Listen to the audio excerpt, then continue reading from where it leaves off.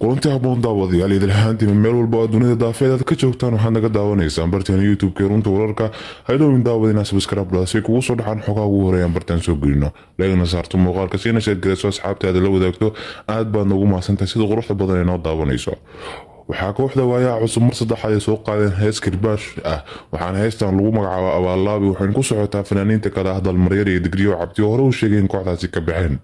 kooxdan oo kasoo ifbaxday sanadihii 2008 iyo 2009 gudaha wadanka Kenya gaar ahaan magaalada Nairobi caasimada dalka Kenya ayaa waxa ay noqdeen laba garab kadib markii kooxdan gudoomiyaha kooxdaasi sidoo kale Felix Cabdi ay soo saareen hees lagu magacaabo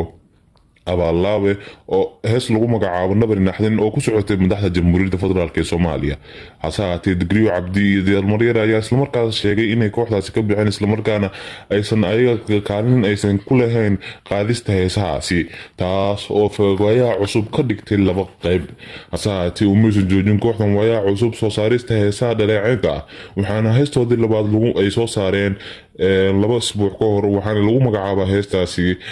doohane oo ay ku hoceynayeen madaxweyne maxamed cabdullaahi farmaajo. hase ahaatee kooxdan ayaa mar saddexaad hees abaalaabo la soo saartay isla markaana ay ku socotaa ligiri heestani fanaaniinta kale ah dalmaryare iyo digriyo cabdi oo horey uga baxay kooxdani waxayna sheegeen in waxaana jirtay in fanaaniinta dalmaryare iyo digriyo cabdi ay ka mid ahaayeen asaasiyaasha kooxdan. bilowgii sanadii 2008 ay kooxdan kasoo ifbaxday wadanka Kenya waxaana ay caan ka noqdeen dadka Soomaalida. kooxdan ayaa waxaa hogaamin jiray xilligaasi ninka lagu magacaabo Shiina Khiyaar oo markaasba ahaa gudoomiyaha kooxdaasi asagoo dhaqaale ahaan kaga roonaa fanaaniinta kale dhinaca jeebka taas oo uu qarash gareyn jiray isla markaana oo asaga u ahaa gudoon. waxaana fanaaniintaasi aas-aastay kooxda ka mid ah fanaanka dalmaryare waxaana fikradda asaasida kooxdan ay kasoo curotay Shiina Khiyaar iyo sidoo kale fanaanka dalmaryare oo bilowgii sanadaasi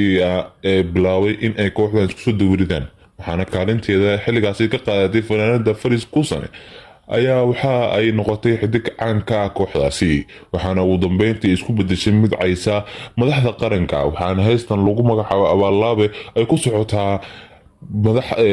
fanaaniinta kale ah dalmaryare iyo digriyo cabdi oo kooxdaasi ka baxay waxayna sheegeen in abaalko ay kooxdaasi ku lahaayeen ay meel dayacan ay dhigeen. fadlan daawadaadaan ugu xusubtaa waxaan si naxariis leh kaaga codsanaynaa inaad subscribe dhahdo si ay kugu soo dhaxaan xogaa ugu horeeyaan bartan soo gelino